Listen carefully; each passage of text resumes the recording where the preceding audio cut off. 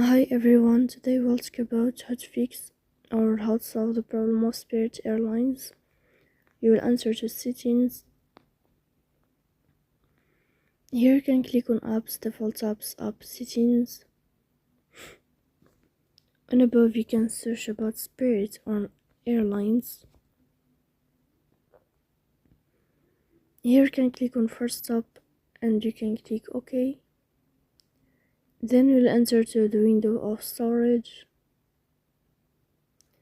Here you can click on clear cache.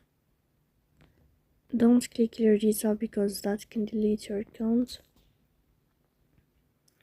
In the end, you can turn off your phone and you can wait a moment to turn on your phone again. So please don't forget to support us by like and subscribe. See you next time in another video.